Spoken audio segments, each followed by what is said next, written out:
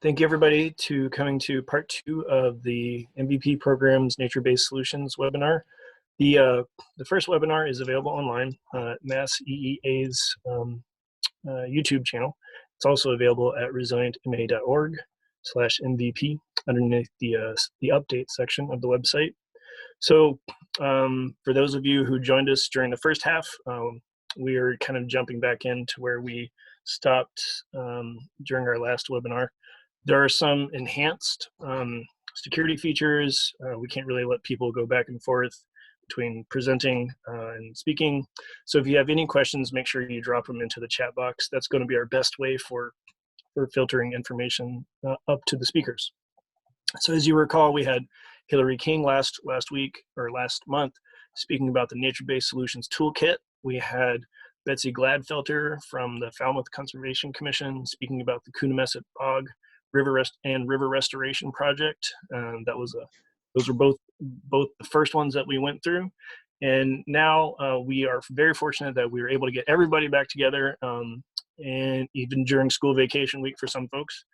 And we have Kelly Phelan, and she's going to be talking about the Braintree's Monadnock River Restoration Project. And what we're going to do is we're going to jump right into that. I'm going to do a quick intro for Kelly, and then I'll turn it over to her. So Kelly Phelan is a conservation planner, and she works in the Braintree Planning and Community Development Department.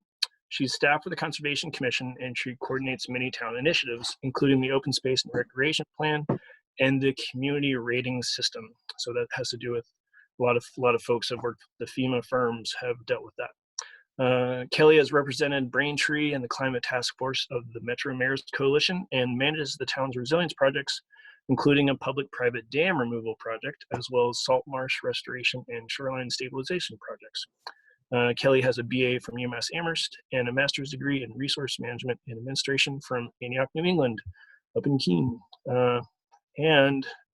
So we also talked a little bit about, in Betsy's way of looking at projects, which is fascinating, is the sleeping, leaping, and creeping stage of a project. So it looks like we had Coonamessett, which is thoroughly in the leaping stage of a project, and now we have Braintree, which is in the sort of sleeping / creeping phase of a project, soon to be leaping. So it's interesting to see these two similar but unique projects in different phases of their maturation. And with that, I'm going to hand it over to Kelly. I'm sorry, I just want to cut in quickly and say that we are recording this session. I just wanted to let people know that. But yes, Kelly, take it away. Okay. I'll wait for the slides. There we go. So welcome to the Monadnock River Restoration Project, which was a little bit interrupted at the last time, so I'll just start back at the beginning. If you go to the next slide.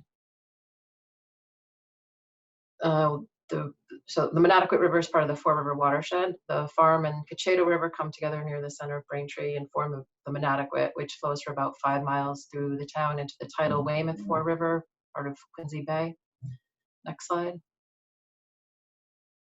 The Project Locust, it's a 30-acre privately owned site, home of the former Armstrong World Industries Company, which was a large manufacturer of flooring materials until they closed in 1995. The Armstrong Dam is located under the remaining building. It impounds the river to create Hollingsworth Pond. Ames Pond Dam is another relic industrial dam located just downstream. Most of the factory buildings have been demolished, as you can see in this photo, which is a recent drone photo of the site. And we're looking upstream at the river, so the water's flowing towards you in this photo. The project includes removal of both of the dams, restoration of the river channel through Hollingsworth Pond, construction of a public access trail, and some fish passage improvements in a rocky area at the lower part of the site, bottom of the photograph. Next slide, please. There's a better look at the Armstrong Dam under the remaining portion of the building. This part of the building is scheduled to be demolished in the next few weeks. Next slide. And this is what's left of the Ames Pond Dam. It was a much smaller dam and the boards were removed a long time ago, so it doesn't hold back much water, but it's still obviously an obstacle in the river. Next slide. When the Armstrong Dam is removed, a naturalized channel will be created through what is now Hollingsworth Pond. The bends in the river will be stabilized with joint planted boulder revetment. Willow, dogwood, and alder stakes will be planted in the joints to naturalize and reinforce the stability of the channel along these high energy areas. The rest of the former impoundment will be planted with native trees and shrubs and seeded with a wet meadow mix and become floodplain. Next slide. There are multiple benefits to the project.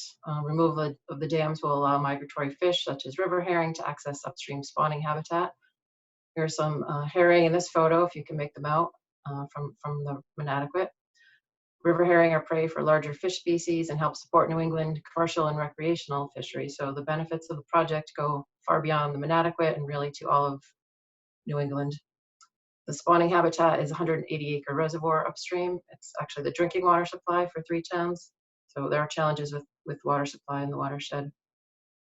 In addition to the fisheries passage improvements, the project will improve, allow all kinds of wildlife to migrate freely up and down the river corridor, which is important, especially with climate change. Next slide. Another benefit of the project is improved water quality. The water will be cooler as it's no longer held back in the pond. Cooler water holds more dissolved oxygen, which is critical to all forms of aquatic life. Next slide. The project will increase resilience to climate change. Our region is experiencing increased frequency of heavy precipitation events. Removal of the dams eliminates potential for a catastrophic dam failure in the event of a severe storm. Next slide. The public access trail will be located along the restored river channel through the entire site. The rest of the site will be redeveloped by the property owner at some point in the future. And they're giving us an easement for the trail. This will provide a new recreation opportunity within an environmental justice area. And it's also worth noting that there's very little access to the river in Braintree. As an older, more urban town, the areas along the river were heavily developed and altered, and there aren't many places where access is feasible. So this is, I think, particularly exciting to many people in the town. Next slide. The project is located within and adjacent to one of the largest temperature hotspots in Braintree. This is from our Climate Vulnerability Assessment and Action Plan. As a former industrial mill complex, the site is almost entirely paved and impervious, and the surface temperature is much hotter than in surrounding areas that have more tree canopy and less pavement. So planting trees and shrubs along the trail corridor and river will provide shade to the river corridor and help reduce the heat island effect in the general neighborhood. Next slide. We are currently finalizing permitting and construction specs and bid documents. So if all goes well over the next few months, the demo and construction phase will begin this June. This is our construction site sign to help spread the word on the project. Next slide. This is the timeline of the project, and it goes back well over 20 years ago to when the Four River Watershed Association started noticing river herring showing up each spring, and marine fisheries got involved in monitoring, and we realized that the fish were not making it past the obstacles on this project site to their historic spawning habitat upstream. In 2007, we had a meeting with myself and marine fisheries and the property owner, and I think Four River Watershed may have been there too. And the purpose of that meeting was to get the owner support for the dam removal, because we couldn't move forward without that. Fortunately, we were successful, and at that point, marine fisheries funded some feasibility studies, and we've been working through it all ever since. Next slide. This is kind of where we are today with a lot of partner support, grant support, and project partners. Next slide. So these are kind of the lessons learned from this project. Just start. So, when I look back at that meeting we had with the first meeting we had with the property owner, they weren't sure if they wanted to be involved in this project. They didn't know if they wanted to keep the dam. They were concerned about how much money this could cost. We didn't have a particularly great relationship with them, so there was a little bit of distrust, but the relationship has developed over the last decade or so into a real partnership. And even though there's some hiccups from time to time, it mostly works. The other thing is, there was a ton of feasibility work to be done, and we didn't know at that point, even with the dam owner support, like questions on the water supply in the watershed, contaminated sediment in the pond. There was a lot of complications, and no one was really sure if this was going to work out, but just kind of have to start and hope it does, right? Breaking into small pieces was critical. Back in 2010 and 2012, we applied for some large federal grants for the project. We didn't get them, but so we went back and kind of re-strategized and broke things into smaller pieces. So one example is we applied for a small mass-based grant in 2016, just to do some additional testing of the sediment in the pond, and that data helped inform the channel design and kind of helped move things along more incrementally. Build support and find partners. So in this case, Marine Fisheries was the original partner with the town, but getting the support of Mass Division of Ecological Restoration has really helped advance the project. They're providing funding, and their technical support is invaluable. They have so much experience with these types of projects. We would not be here today without them. Also building support in the community. Sometimes it only takes a couple of people who are passionate about the project, but they can get their groups or their neighbors to support the project, show up at meetings, write letters of support, or contact town officials. And I know one particularly passionate person was on this webinar the last time. I'm not sure if he made it back, but Robert Kearns is kind of one of those people who just can mobilize, you know, different groups and really has helped advance things. So get creative, and here I'm thinking mostly about funding and finding match. We've matched for grant opportunities. We've cobbled together funds from community preservation funds, the property owner, grant sources, and just tried to be creative. Also with messaging, like not everyone cares about the environment for its own sake, which I find shocking, but most people do care about it in terms of their own quality of life. So with nature-based solutions, stressing the benefits such as more trees or a nice place to walk, that can help build support. Make it easy for town officials to support. Probably the biggest obstacle for municipalities is coming up with a match. So breaking things up into small components, again, it's easier to find a few $1,000s and some staff time for in-kind match. So that's been helpful for us. And lastly, keep moving forward. You know, even when the next steps aren't clear, assume it's going to work out and just keep moving. So on that note, full disclosure, we don't have all the funding we need for construction right now. We're going out to bid, or we're preparing the bid documents, and we're going to break it up into 2 separate projects so we can keep moving. We have enough funding for some parts of it, and we will start construction with what we have, and then hopefully secure the rest of our funding over the next few months so that we can continue once we have that in place. And I guess, you know, since I like snow, my metaphor or analogy is the snowball rolling down a hill. Like, it starts small, but you build mass and momentum, and, you know, hopefully create an avalanche of that just can't be stopped. So that's where we are at. Thank you. Thank you so much, Kelly. That reminds me, there was this webinar we set on at the very beginning of the pandemic as a team, and I think somebody was talking about being the ripple. You know, like when you throw the pebble into the water, you know, the ripple occurs, and you want to be that ripple. And so one of the things that, you know, we could take away from Kelly is be the snowball, right? You know, be the first snowball that goes downhill, and it makes, you know, like I guess avalanches can be associated with destructive, but maybe this is like a creative avalanche, you know, creative energy. So we have a few questions. I think we have some questions kind of lingering in the chat box from the last time, some thoughts. So we're gonna do like maybe 5 or 10 minutes of Q&As. Does that sound good? Ready for that? Great. And so I think with that, Carrie Ann, you're going to do the questions, right? We've agreed on that. So let's have Carrie Ann ask the questions, and then we'll kind of move on to Chris's discussion of policies. Great. Thank you so much, Andrew. And thank you so much, Kelly. It was really great learning more about the project. I was wondering if you could talk to us a little bit about the community outreach that was required for this type of project, and especially how it differs from Betsy's project of being in a more less industrial context, and just a little bit more background about working with the landowner, working on private property, and because it was in an environmental justice community, sort of what engagement has looked like around your project. Sure. Well, the engagement piece was complicated by COVID, over the last year now. A lot of what we had planned was not able to be accomplished, such as like putting up a table at the farmers market, which is in the center of town, which is near this environmental justice area.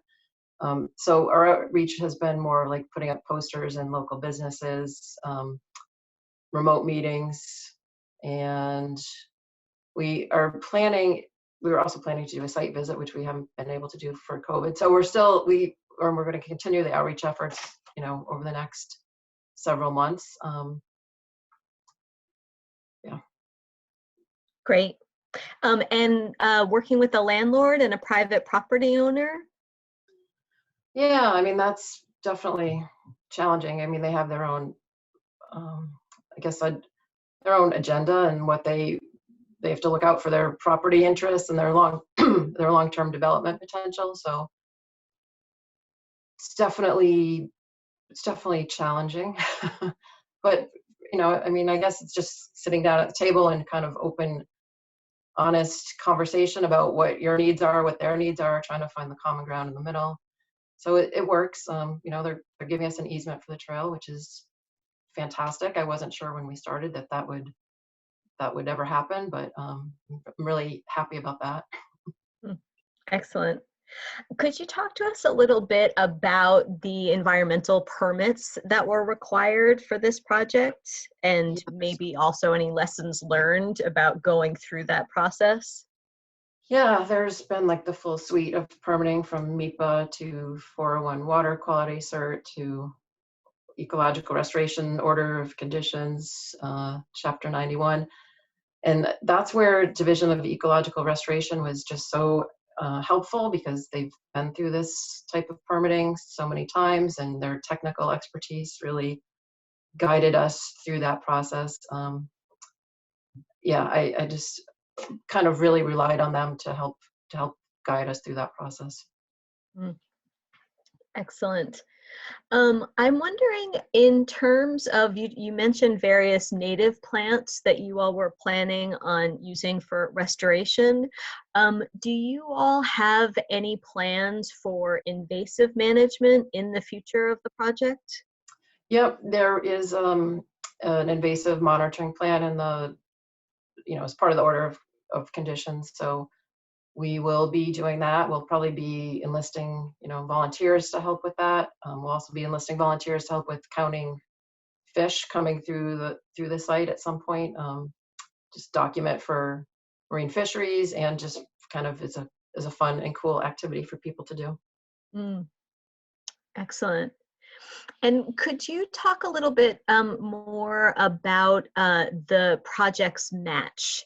And how were there multiple sources of match that you kind of brought together? Did it come from all one source? What has that looked like for you all? Yeah, that's been, I guess, so the most recent, part we're in design and permitting. We're hoping to go to construction in the next few months.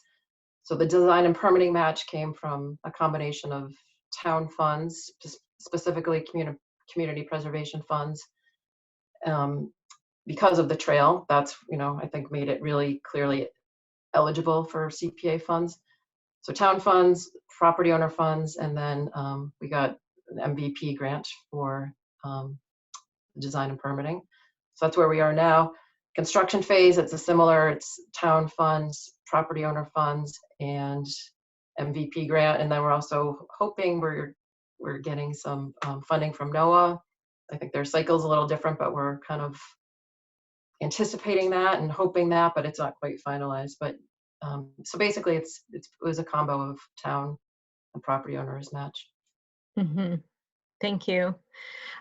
You had used earlier the analogy of the snowball and the gaining of momentum. And I'm wondering that in the case of this project, what was those first steps that this project took, specifically thinking about other municipal staff who might be on this webinar, who sometimes when we're thinking about these climate resiliency projects, there are so many different threads, and sort of figuring out how to even get them into a cohesive vision for a grant application, coming up with a timeline, these types of things can feel overwhelming with capacity issues. So I'm curious if you could talk to us a bit about that, the initiation of the project. Yeah, I mean, like I was in the beginning, we have fish that can't pass, we have this dam, how do we, let's apply for a big federal grant to remove it. And we just weren't ready. We hadn't done all the feasibility work. It was just too big to be ready to go. So breaking it up like into small pieces, unfortunately, as much as everyone hates feasibility studies, they sometimes are just really important. So I start there if you have to. I know coastal zone management really likes to work that way, where they'll fund a feasibility study, and if it makes sense, kind of fund you the next year to do the design and permitting, and then the following year for construction. So I guess, just breaking it down to what can be accomplished in a reasonable time and a reasonable scale, and understanding you may not know if you'll ever get a project, but exploring what it would take to get there, and whether it's and then once you start, it's hopefully keeps moving. That's so that we all hope for. Thinking a bit about in MVP, we were always grateful that rivers and wetlands are such a great analogy for thinking about systems and how complex and interrelated our systems are. And I'm wondering if you can talk a bit about upstream and downstream, and if you have any visions for the future of how this project would grow in a larger way. Well, in terms of the migratory fish, there is, we know their destination in the upstream reservoir. There's actually been a fish ladder. That's, it's a reservoir, it has a dam. There was a fish ladder installed probably 3 years ago, waiting, it's waiting in advance for when the fish actually can make it that far up. Downstream, I mean, in terms of, there's really no other major obstacles in the river. This is it. So the remaining thing that I feel like we're working on is creating more access to the river. So we have a couple of sites. One, we bought some land, the town bought some land with community preservation funds, 6 acres on the river. We're working towards providing public access to that site.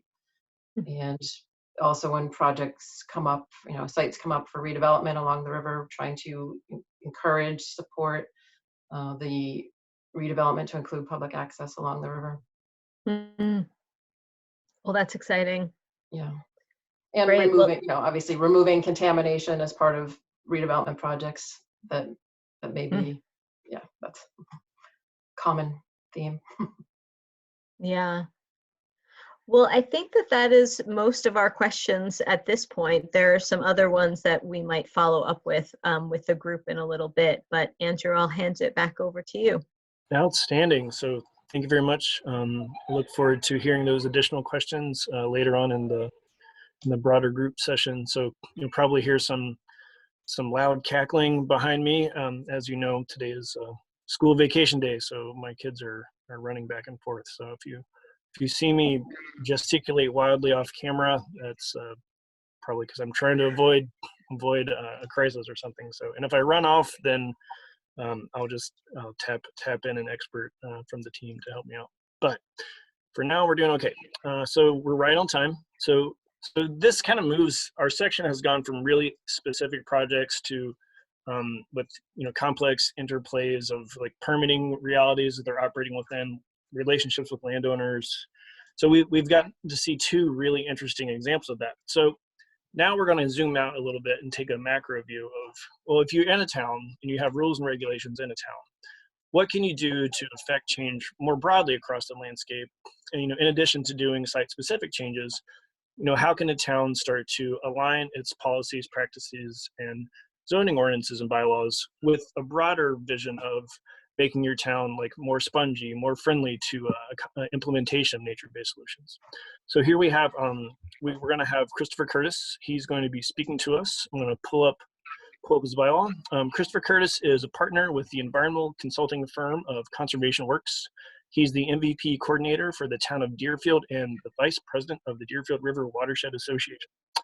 He holds a master's degree in regional planning from the University of Massachusetts, my alma mater, good company. He is retired from a long career as a chief planner with the Pioneer Valley Planning Commission, where he developed, I got some chat boxes showing up here. Let's go back here, where he developed the plans for the first national wild and scenic river in Massachusetts, the Westfield River, the first national scenic byway in Massachusetts, the Connecticut River Byway, and for the New England Scenic Trail. He's secured over $20 million in grants for the cleanup of the Connecticut River in his career. So with that, I'm going to turn it over to Chris, and he's going to talk about the work Deerfield has been doing to make their city, from a regulatory standpoint, more friendly to nature-based solutions. Thank you, Andrew. And hi, everybody. Thanks for joining us today. So I'm going to talk about green infrastructure policy and bylaws for the town of Deerfield, and wait for there we go. So bylaws and policies might not be the most exciting topic, but I think they're actually a really important piece, a tool in the climate toolbox, so to speak. I often say that zoning is like a snapshot of what your community will look like in the future, and really influences how your community will get built out ultimately. So I think this is a way we can influence that. So the bylaws and policies that we'll be talking about are about both improving climate resiliency and also about climate mitigation. Next slide. So again, I'm the MVP coordinator for the town of Deerfield. It's a small town of a little over 5,000 in Western Mass in Franklin County. It's a small town, but it's also been very proactive in terms of MVP, and it was the first town in Massachusetts actually to receive MVP certification. Next slide. And we had a MVP plan that prioritized a number of natural hazards. Flooding was the most important of those, and has been kind of the focus of the work that we've been doing in the community. We're located on the Deerfield River. It's a relatively low-lying community, and we've had major flooding impacts from a number of storms, including really severe damage from Hurricane Irene in 2011, which flooded the town rather badly. Next slide. Other direction. There we go. So our MVP plan has resulted in now 3 additional MVP grants for implementation. We've gotten grants for design and construction of climate-friendly culvert replacements. We've been doing green infrastructure design and construction. We've done plans for floodplain land conservation. We've done a flood evacuation plan, and we've done quite a bit of zoning and policy work, which is what I'm going to talk about. Next slide. The town has adopted a green infrastructure and climate resiliency policy that was adopted last year. And the primary goals of this policy were to promote the use of green street facilities and green infrastructure in both public and private development in the town, and also to promote climate resiliency in public buildings and private development as well. Next. So the policy, I'm going to kind of divide it up into 3 different components. The first part is about how municipalities make purchases and do projects. So the policy calls for the town to evaluate its new municipal projects and determine if they will make the town more climate resilient and green. It calls for installing culverts that are designed for fish and wildlife passage and sized for climate change. And then as streets and parking lots are replaced in town or repaved or installed, it calls for utilizing green street standards and parking lot designs with things like tree box filters, permeable pavement, curbless planted medians and shoulders. It calls for purchasing electric and hybrid municipal vehicles as the town replaces its town vehicles. It also calls for installing EV charging stations and parking spaces and supporting solarized neighborhood programs. Next slide.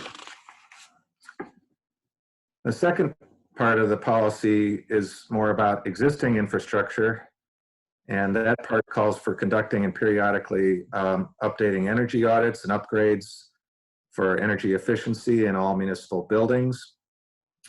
It calls for greening up existing and new municipal buildings, schools and facilities. It calls for installing LED lighting for traffic lights, street lights, and municipal buildings. Green infrastructure, green stormwater infrastructure being installed in green public spaces. It calls for the town to work towards generating its own green power with solar or wind installations, and working with power companies to bury power lines and reduce the vulnerability to storm-related power outages. Next slide. And then there's a section of the policy that's more about regulations and zoning. And this section calls for ensuring that the regulations in town require and incentivize development to incorporate green streets and green infrastructure features as it's built.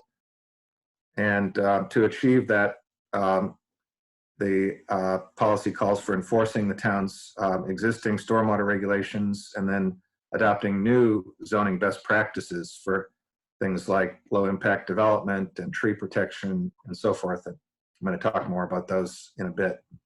Next. There's a policy coordination component, which calls for providing for good communication between different boards and departments. Some of the priority boards are the Select Board, Public Works Department, Building Department, and the Planning Board. And we want to try to ensure that the policy gets implemented and addressed in terms of the competing priorities that the town might be facing. Next. In terms of adoption, we've initially drafted this under an MVP grant, and then there was a core group. We have an MVP core group that meets monthly, and they work to craft the policy and hone it a bit. The Select Board then formally adopted it in 2020, about a year ago, and they established a Green Infrastructure Policy Committee that's made up of representatives from the various boards to implement that. Next. And this is the makeup of that committee, just to give you a sense of it. There's pretty broad representation from across the realm of town boards and committees, and very active participation in that. Next. So I want to just give you a couple of policy examples of how we're implementing this as we move forward. Next slide. So we've done 2 climate-ready culvert replacements. These are designed with open bottoms for fish and wildlife passage and sized for increased flows for climate change. And you can see here kind of the before and after of one of these culverts. We had an older collapsed culvert that was backing up and flooding areas, and the new culvert is functioning extremely well. It's been in place for about a year now. Next. In the town center, we're installing initially 6 tree box filters. That's going to be this spring. You can see they've been delivered and are starting installation in these photos. They will capture the flows from the streets in the town centers and infiltrate those to groundwater to try to reduce flooding in the town center. Next. And then there's a number of other green projects that the town has been implementing.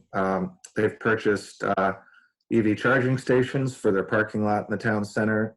They've replaced a police cruiser with a hybrid.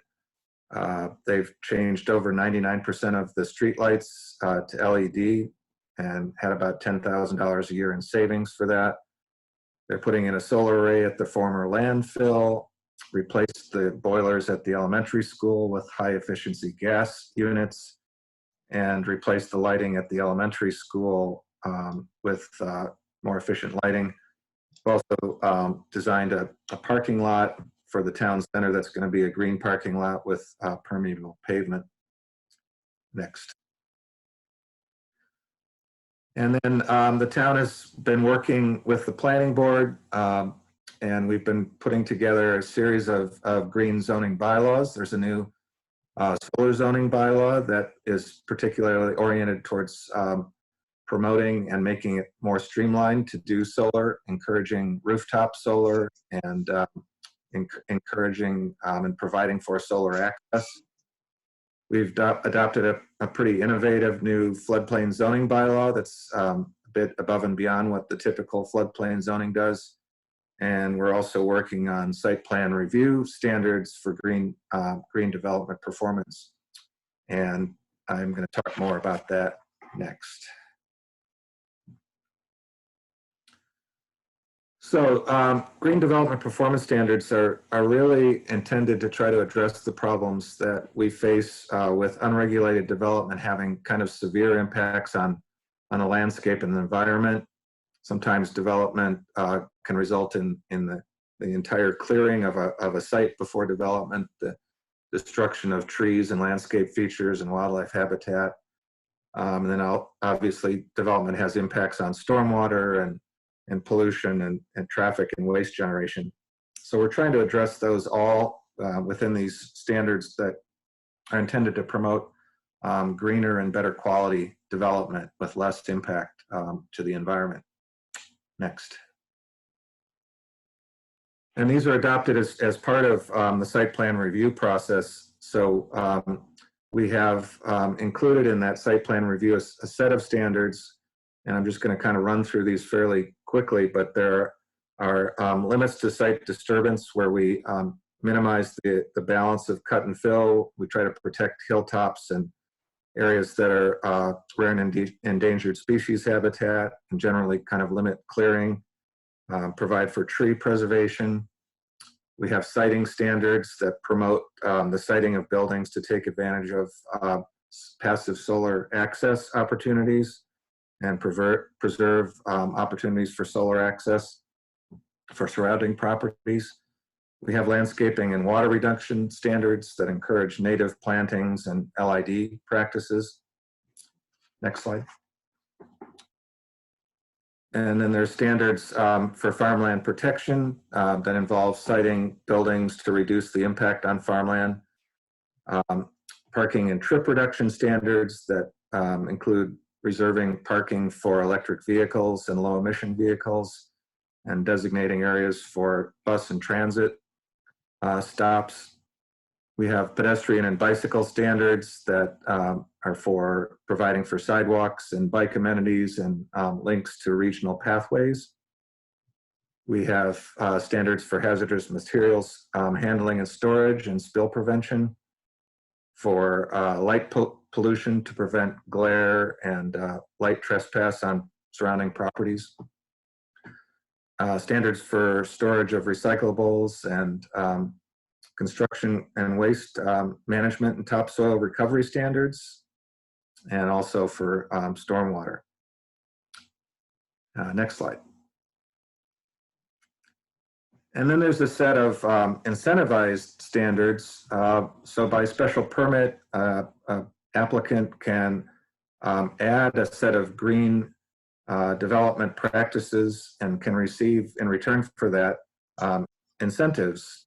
So for example, if you have a project and you add to it a green roof or an LID practice or permeable pavement, or if you protect additional open space above and beyond what's required in the bylaw, or restore wildlife habitat, or provide rooftop solar or a park or garden space, you can, in return for getting that part of adding that to your development, you can in return get an incentive, which might include additional lot coverage or floor area, a partial waiver of parking requirements, or an increase in the building height, or reduction in frontage requirements. So those are not mandatory, but they're incentives that are offered as part of the site plan review process. So that's a quick synopsis of what we're doing in Deerfield, and I'll stop there and see if there are questions. All right, thank you very much. So we had a number of questions come in across the transom for this, which is kind of interesting. That's good. So we have a lot of people who enjoy the nuts and bolts of municipal government, which is that's right in my wheelhouse. So I think I'm going to be doing the questions for you, Chris. So first and foremost, one of the questions that came through was whether or not this was a hard sell in town. I think this is in specific in relationship to the policy.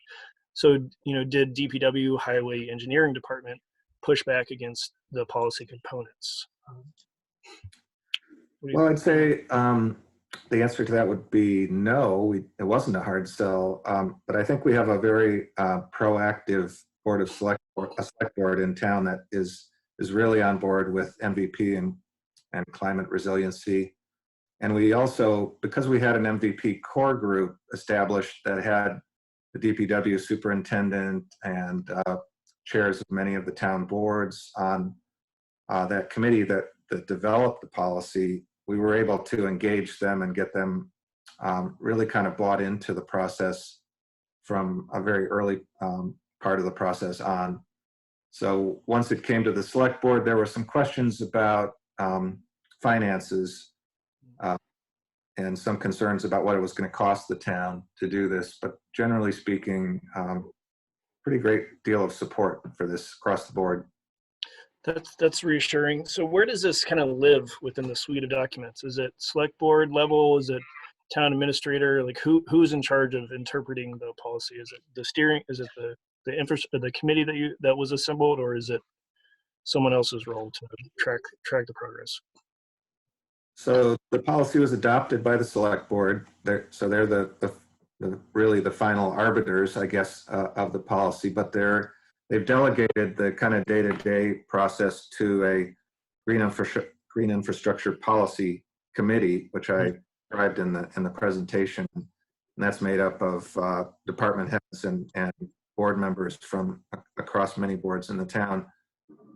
That group meets on basically about a monthly basis to take a look at what's going on and work together to coordinate the policy. Okay, so when it comes to things like selecting the alternative outcome, right, for what you're going to install in a project, whether it's porous pavers or a new kind of culvert, at what stage does the assessment occur for whether or not it's consistent with the policy? Is it when the project's being considered? Is it when the budget's being put together? Is it when it's put out to bid? Or is it pretty much uniform all throughout the process? Good question. I guess I have to say this is a relatively new policy to the town, so we're still working out all of that. But I think the idea would be that once the town makes a decision to pursue a project, whether that's at the grant application stage or the initial engineering design stage, that the respective board or department would bring that project to the committee, and we'd talk through all of those issues at the very earliest stage in the process. So it's kind of like a filter for kind of screening out things that do or don't meet this policy. Right. Okay. So we have a question about. So we had some questions about elaborating about getting this adopted. So I think another thing is to differentiate between the policy and the zoning proposals. And I guess I'm wondering, so are these standards that you're proposing kind of shifting gears to the zoning discussion?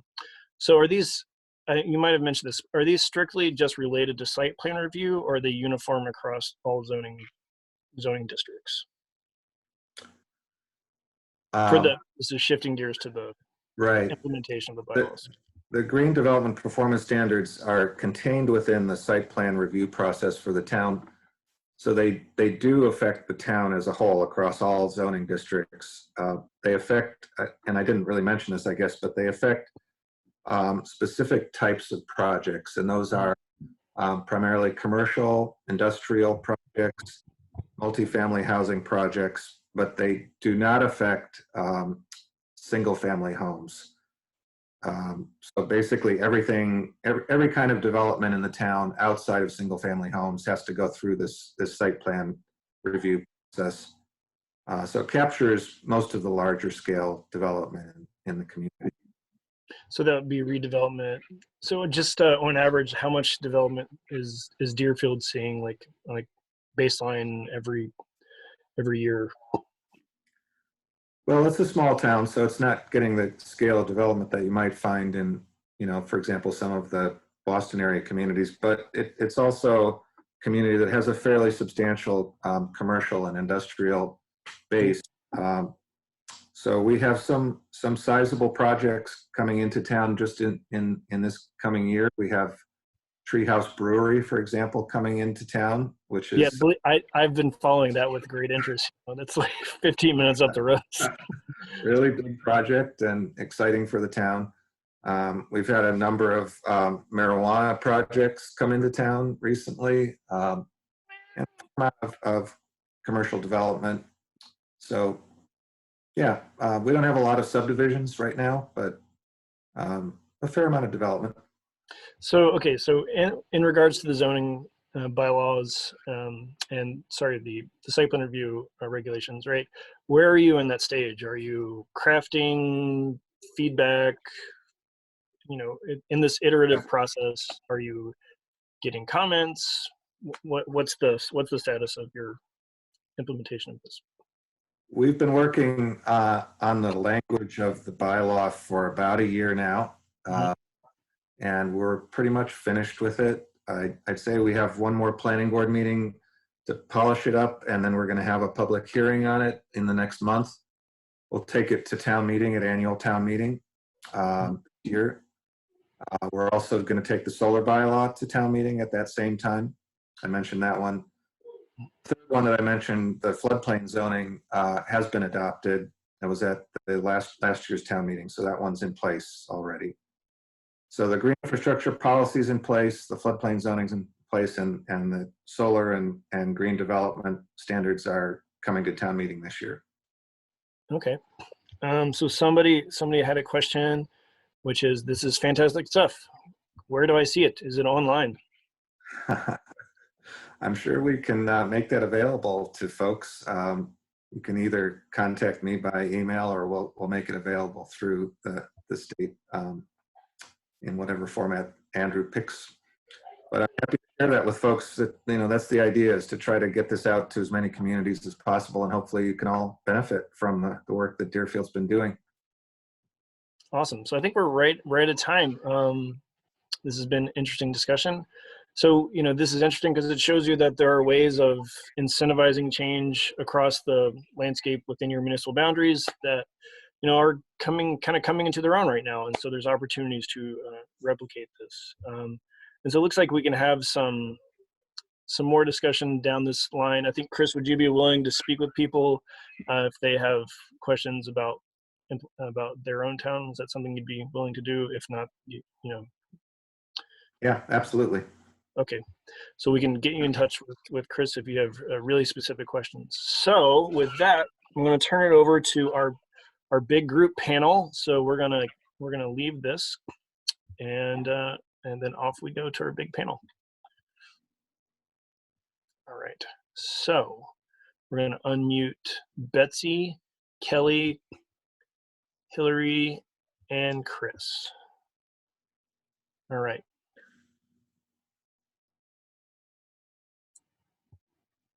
Okay, is everybody unmuted? Yep. All right, Okay. great. Okay, so we have like two categories here, right? We've got regulatory with Hillary and Chris, and then we have projects with Kelly and Betsy. So one of the things that I found really inspiring about Kelly and Betsy was the fact that you weren't afraid to get started. So how can you communicate that sort of like moment of inspiration of like, let's just get started, so that there are people who are probably sitting on like 15 or 20 interesting projects in their town? How can they kind of take that same inspiration and move forward? Just Because sometimes permitting comes up as an obstacle. What was your solution to permitting? You had an interesting solution that I thought was great. So I'll pass it over to maybe Betsy to get that started. Okay, well, I'll follow up on something that Kelly mentioned, and that the idea of having a conceptual feasibility study before you even think about design and permitting and construction. You need to have a vision for a project, and you need to try to incorporate as many people as possible who may be able to help create that vision. And then the other thing is you go along, and again, this is something Kelly mentioned, but you try to involve as many people as possible who, and I, I'm not like the rest of you guys. I'm not a state or a municipal employee. I'm a special employee, but I ended up giving tours for almost everybody in town hall because everybody had some little piece to the project. And the same thing for people that I would meet or give talks to in town. So yeah, I mean, I think you have to have a vision, and you have to be willing to be open to, and then you have to set goals, and you have to see what ideas come from people who are interested and or may be affected by it. All right, so I think that kind of taps, we had some people who were asking questions on the chat about how to do this in their own town. I think we had Andover, there was a question about they've removed 3 dams on their river, which I don't know it off the top of my head. And there's also some questions about how badly damaged does a wetland need to be in order for DER to consider funding the project. And so I think, so these are probably questions about, when do you bring in experts, right? You both have talked a lot about how you leaned heavily on DER to kind of get you over these sort of initial obstacles. Is that something that other towns can feel comfortable doing too, when it comes to pulling in the expert support? I mean, I can tell you we have another project in town, a road goes over a berm, and the berm never should have been a real dam. And so there are problems, and the culvert is collapsing. And so and actually the other problem is it's right on the border between Falmouth and Mashpee. So there are 2 different municipalities involved. And we have been having meetings over the past, say, 4 or 5 months, discussing it with the various people who would be affected, and we've gotten DER involved very early. And even if they won't be directly involved in whatever evolves from this project, they have so much experience with this, they can give you a lot of ideas. So phone these people and make use of their expertise. I'm trying to be really cognizant of time here with 5 minutes left. So one of the interesting questions we had was in relation to Chris's project, and that was, why don't we have statewide policies in place to kind of replicate what Chris is doing in Deerfield? And I think one of the things that we can probably do right now is we can turn to Hillary, to say, well, we have this awesome nature-based solutions toolkit that the program's developed, and might that be a good starting place for folks just to check out ideas that they can pull from for their own town? Well, that's our hope. And actually bouncing off of what Betsy was saying too, it's about having a vision and an idea and speaking with people in town and knowing who to get in touch with to start talking about the vulnerabilities that you're seeing to climate change, and understanding what nature-based solutions can do for you, as far as the overall benefit, and then underlying co-benefits of health and quality of life, food and water provision, water quality, things like that.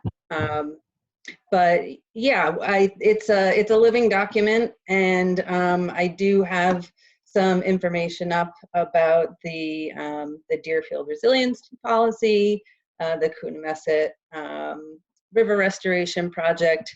And, you know, as we get more information about these projects and links to other people's websites, we'll be sharing those out and, you know, trying to incorporate as much information as you know, people are looking for. So keep checking the toolkit and see if there's any. Maybe one day we'll have, you know, maybe one day we'll say, here's a model bylaw from Chris. I can't commit to that. I'm just saying, like, maybe one day we'll have a library of things that people can pull from the MVP toolkit. Hello, hi, I'm. Yes. Yeah, you ask me anything in the next 3 minutes, and my kids will get yes. So my train of thought was broken. Apparently, they want to watch a Pokemon. So, not super urgent. Carrie Ann, can I pull in some expertise for maybe a closing question? Sure. Well, I think that we can also just extend our gratitude to all of the speakers and the expertise that they've brought here today. And that